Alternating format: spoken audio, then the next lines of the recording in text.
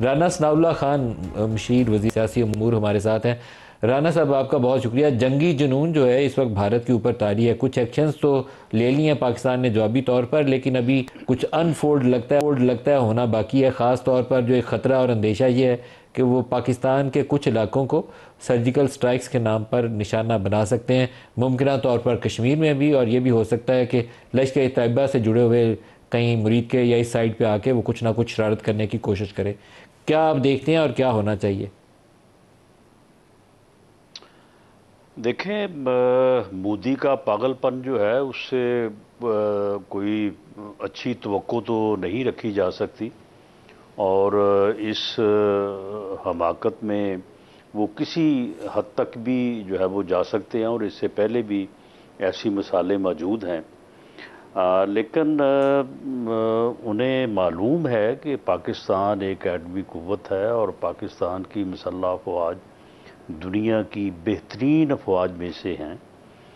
और पुलवामा के वाक़े में उन्होंने देखा भी है, और अगर कोई इस किस्म की उन्होंने हरकत की तो उसका जवाब जो है वो पहले से भी ज़्यादा जो है वो जुर्रत और जो है वो सख्ती से दिया जाएगा। तो इसलिए मेरा ख्याल है या मेरा अंदाज़ा है कि शायद वो इस किस्म की हरकत न कर सकें, न करें। लेकिन बहरहाल अगर वो ऐसा करेंगे तो उसका जवाब उनको जो है वो आज के मैसेज में मिल गया होगा कि उनको जवाब जो है वो किस तरह का मिलेगा। तो उम्मीद ये की जानी चाहिए कि राना साहब, उनका जो ये इंडिया वाले पागलपन मामले में अगर आप ये 25 इस करोड़ खित्ते लोगों को के गैर जज्बात मुस्तहकम की नहीं तर्जमानी करेगा। आप कर सकते हैं, आप पूरे 25 करोड़ लोगों से पूछ लें तो वो इंडिया वाले मामले में सारे तन मन धन, आप जान कुर्बानी मांगे, माल की कुर्बानी मांगे, कोई शायद किसी बंदे के कोई सेकंड थॉट्स ना हो, वो इंडिया वाले मामले में पाकिस्तान जीतना चाहता है। ये बात आपको भी पता है और मुझे भी पता है कि इस मामले में जज्बे का लेवल कुछ और ही होता है। तो शायद पूरी 25 करोड़ अवाम का एक ही मुतालबा होगा कि अगर वहाँ से कुछ भी शरारत होती है तो उसका 10 गुना ज़्यादा कुव्वत से जवाब दिया जाए। हमारी तैयारी है सरकारी सतह पर, आप क्या तर्जमानी करते हुए कहेंगे? जी बिल्कुल, बिल्कुल सरकारी सतह पे तैयारी क्या, हमारी मुसल्लह अफवाज जो हैं वो आज जिस तरह से जो बयानिया जारी किया गया है तो उसमें जो है वो कोई शुबे की गुंजाइश ही नहीं है कि पूरी कौम तैयार है, पूरी कौम। और इस मामले में अगर हिंदुस्तान ने ये जुर्रत की तो ये जुर्रत जो है वो उसको बड़ी महंगी पड़ेगी उसको, और उसे नुकसान उठाना पड़ेगा। हम नहीं चाहते कि ये ख़ित्ता जो है वो जंग से दो चार हो या इस किस्म के जुनून में जो है वो जाए, लेकिन अगर उन्होंने धकेला तो फिर उसका खमियाजा जो है वो उनको भुगतना पड़ेगा। राना साहब, जो हमारे बलूचिस्तान और केपी के बाज़ इलाकों में अफ़गानिस्तान की तरफ से ये जो दहशत गर्दी की कार्रवाइयाँ जारी थीं, अभी जो जाफ़र एक्सप्रेस का वाक़या है वो हमारे सामने है।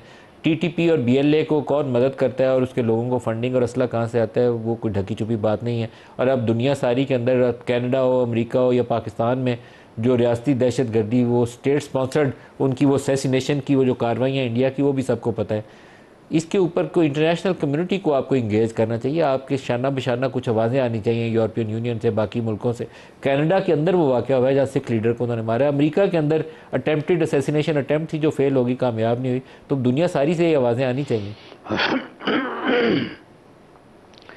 देखिए, इसमें तरीक़ाकार यही है, यानी जिस तरह से हमें बलूचिस्तान में भी और केपीके में भी जो दहशत गर्दी है, उस दहशत गर्दी के पीछे जो है वो बड़ा वाज़े तौर पे ये नज़र आ रहा है कि इंडिया की जो रॉ एजेंसी है वो मुलव्वस है। बल्कि कलभूषण की शक्ल में एक हमारे पास जो है वो जीता जागता सबूत है, जो अपनी जो खुद पुकार पुकार के कह रहा है और विद एविडेंस कह रहा है, और फिर वो बलूचिस्तान से जो है वो अरेस्ट हुआ। कोई ऐसा नहीं है कि हम उसे किसी और जगह से जो है वो पकड़ के ले आए हैं।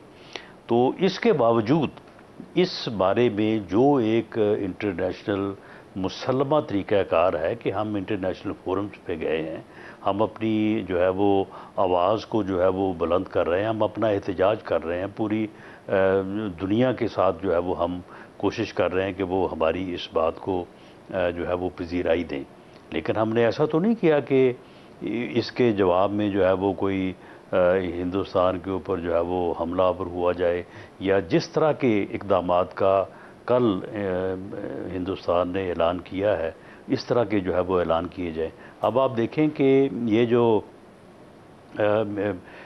यानी जो इंडस तास ट्रीटी है, रिवर ट्रीटी है, ये 1960 में जो है वो इंटरनेशनल गारंटीज़ के तहत जो है वो दोनों मुल्कों ने एक जो है वो सिंतास मुआहदा किया, और वो मुआहदा जो है वो उस मुआहदे में ये दर्ज है, उसके सेक्शन 12 सब 4 में ये दर्ज है कि इस मुआहदे को कोई भी फरीक जो है वो एक तरफा तौर पे ख़त्म नहीं कर सकता।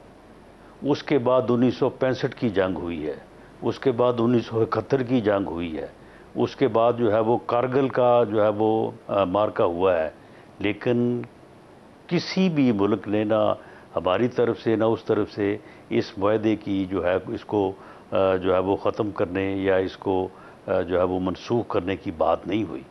तो अब ये कौन सी बात थी कि जिसके ऊपर जो है वो इतना बड़ा जो है वो इक़दाम उठाया गया है। तो ये इसमें कोई शक नहीं है कि ये मौजूदा जो हुक्मरान है हिंदुस्तान का मोदी, ये उसका पागलपन है। उसे इस बात का एहसास ही नहीं है कि ये इंटरनेशनल ऑब्लिगेशंस हैं, और 3 जंगें हुई हैं तो उस वक्त ये बात नहीं की जा सकी, ना हो सकी है, ना ये हो सकती है। लेकिन इसके बावजूद जो है वो उसने जी मेरा ख्याल है कि इस वक्त तक वो पहुंच चुके होंगे, क्योंकि उनका कोई टाइम था कि इसी टाइम के लगभग जो है वो जिस वक्त हम बात कर रहे हैं तो वो पाकिस्तान पहुंच जाएंगे। तो नवाज शरीफ साहब की वापसी रूटीन की वापसी है, या वो इस सिचुएशन की वजह से, ये जो नई डेवलप हुई है इस खित्ते में सिक्योरिटी की सूरत हाल, उस वजह से वापस आए? देखें, ये रूटीन के साथ साथ ये सिचुएशन जो है इसका भी इससे तल्लक है, वरना हो सकता है कि वो को 2-4 दिन जो है वो ठहर के आ जाते। लेकिन इस सूरत हाल में जो है वो उनकी रहनुमाई, उनकी मशावरत गवर्नमेंट को भी और पार्टी को भी जो है वो उसकी ज़रूरत थी, तो उसके पेश नज़र जो है वो तशरीफ़ लाए राना साहब। लेकिन ऐसे मौके पर सियासी बसीरत का इम्तहान होता है, और मैं कल भी प्रोग्राम में कहा था, आज दोबारा दोहरा के आपसे सवाल करूँगा। नवाज़ शरीफ का और आसिफ जरदारी का इस सूरत हाल में एक रोल है, और वो रोल ये है कि सारे जो अपोजिशन के पॉलिटिशियन हैं उनके साथ एक मेज़ पे बैठें और बेक ज़बान एक बात बोलें, और उसके में PTI आपके साथ शाना बशाना बैठी होनी चाहिए।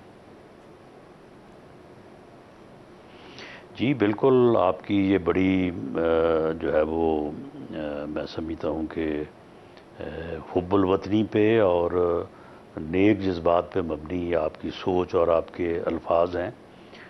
मैं समझता हूँ कि मियां नवाज शरीफ साहब बिल्कुल ऐसी ही सोच रखते हैं, और ऐसे मौक़ों के ऊपर उन्होंने हमेशा ऐसा ही किरदार अदा किया है। आसिफ जरदारी साहब से, वो इस वक्त मुल्क के सदर हैं, उनसे भी इसी बात की तवक्को है। अब मामला ये है कि जो तीसरी तरफ है, जो हर मौके के ऊपर जो है वो ना बैठने को तैयार, ना बात करने को तैयार, ना मामला सुलझाने को तैयार, अल्लाह करे वहाँ पर भी ये सोच अगर पैदा हो तो बिल्कुल जिस तरह से आपने बात की है ऐसा ही होना चाहिए। कौम भी इसी बात की तवक्को रखती है, कौम की सोच जो है वो यही है। आज का जो एलानिया है उसके जो अल्फाज हैं वो भी इसी सोच की जो है वो तर्जमानी करते हैं, और वो अवाम की जो सोच है उसकी तर्जमानी में ही जो है वो फैसले किए गए हैं जो कि आज के एलानिए की सूरत में जो है वो सामने आए। राना साहब, बाज़ चीज़ें जो है ना वो लगता है कि करते हुए बहुत मुश्किल होंगी, लेकिन बाज़ सिचुएशंस ऐसी डेवलप हो जाती हैं कि उसमें एक अपॉर्चुनिटी होती है। मेरे ख्याल में एक ऐसी अपॉर्चुनिटी डेवलप हुई है जो है तो इस बड़ी हॉस्टाइल अपॉर्चुनिटी, लेकिन ये पाकिस्तान को मुतहद कर देगी। वो हमारा KP के अंदर की सूरत हाल हो, बलूचिस्तान के मामलात हो, या इस वक्त इमरान खान और जो इस्टेब्लिशमेंट के दरमियान एक 9 मई के बाद की सूरत हाल है, उसको अगर सॉर्ट आउट करना हो तो ये वो मौका है जिसमें ये सारे इकट्ठे बैठ सकते हैं। सबको एग्ज़िट मिल रहा है, यहाँ पे एग्ज़िट लेना चाहिए। आपका मेरे ख्याल में इस पे नवाज मतलब शरीफ साहब से कोई बात होनी चाहिए। नवाज शरीफ साहब एक एल्डरली रोल अदा कर सकते हैं, सबसे ज़्यादा सीजन पॉलिटिशियन इस वक्त वही हैं, उनको आगे बढ़ना चाहिए और सबको इम्ब्रेस करना चाहिए, इकट्ठा करें, सबको एक मेज़ पे बिठा दें। जी मलिक साहब, ये बात आपकी बिल्कुल दुरुस्त है। आपने ये बात की है, ये उन तक भी पहुंच जाएगी। बाकी मैं भी कोशिश करूंगा कि आपके ये नेक जज्बात जो है वो उनकी खिदमत में जो है वो ज़रूर अर्ज़ करूंगा इंशाअल्लाह। अभी थोड़ी देर पहले ही प्राइम मिनिस्टर साहब ने पीपल्स पार्टी के साथ वो जो नहरों वाला एक इशू था उसके ऊपर काउंसिल ऑफ कॉमन इंटरेस्ट का 2 मई को इजलास बुलाने का फैसला किया, जो खुश आइंद है। बेसिकली सूबों के साथ हर चीज़ पे लड़ना नहीं चाहिए, उनको साथ मिलाएं, कोई उनका कंसर्न है उसको एड्रेस कर लें। एक किनाल चूलिस्तान किनाल के ऊपर रौला है, बाकी 5 किनालों के नाम भी मुझे याद नहीं है क्योंकि उसका नाम लेता कोई नहीं है, तो आप उसके पानी का तरीका उसका भी हल करें, सारे इकट्ठे एक मेज़ पे बैठ जाएं कि पाकिस्तान है तो हमें पाकिस्तान के साथ जी सबका यही नाम जुड़ा हो। यही जी आज दोनों लीडर्स ने जो है वो यही फैसला किया है और उसको उन्होंने खैर ऑन कैमरा भी बात की है। वज़ीर आज़म मियाँ शहबाज शरीफ साहब ने और चेयरमैन बिलावल भुट्टो ज़रदारी साहब ने यही फैसला किया है और यही एक जो है वो मुस्बत तरीक़ाकार है, क्योंकि सूबों के माबैन वो नहरों का मसला हो, वो डैम का मसला हो या कोई और मामला भी क्यों ना हो, उसको कंसेंसस के बगैर, बाहमी रजामंदी के बगैर, एक दूसरे को अपना नुक्ता नज़र समझाए बगैर जो है वो आगे बढ़ा नहीं जा सकता और इन उसके ऊपर अमल भी नहीं हो सकता। फेडरेशन की ये बुनियादी ज़रूरत है और आज इसी बात का जो है वो अदा किया गया है। और इससे पहले भी कत्तन कोई ऐसा हमारा प्रोग्राम नहीं था कि हमने कोई किसी जो है वो प्रोजेक्ट को जो है वो बिल्डोज़ करना है, और इसका इजहार इससे पहले भी होता रहा है। लेकिन बहरहाल इसके बावजूद जो है वो उस बात को समझा नहीं गया। लेकिन चलें, आज बाज़ाब्ता तौर पे जो है वो इस बात की जो है वो इसके ऊपर बात की गई और उसके बाद जो है इस मामले को लोगों के सामने जो है वो रखा गया है और इंशाअल्लाह ताला 2 राना मई साहब, को बाज़ ही औक़ात तो जो मुझे लगता है कि काउंसिल पाकिस्तान ऑफ में जब कॉमन भी कोई इंटरेस्ट बड़ा है। पानी का मंसूबा आता है तो पाकिस्तान से बाहर की कुव्वतें उसको सैबोटेज करने के लिए एक्टिव हो जाती हैं। कालाबाग डैम उसकी एक मिसाल है, हमें चाहिए लेकिन बिला वजह उसको हमने मुतनाज़ा बना लिया है। हमें नई वाटर स्टोरेजेस चाहिए। उन्होंने, इंडिया ने क्या किया हुआ है, जो हमारे हिस्से का पानी है उस पर उन्होंने किशन गंगा बनाया है, उन्होंने बागलीहाट डैम बनाया, उन्होंने कई बनाया, हम इतराज़ करते रह गए, उनके डैम बन रहे हैं। हम लड़ रहे हैं आपस में, पानी के डैम या स्टोरेजेस नहीं डेवलप कर रहे। तो कुछ हमारे यहाँ कुछ कौमी सतह के ऊपर कुछ ऐसे फोरम्स होने चाहिए कि ये तनाज़ों का शिकार होने की बजाय इन मनसूबों पे काम भी हो सके।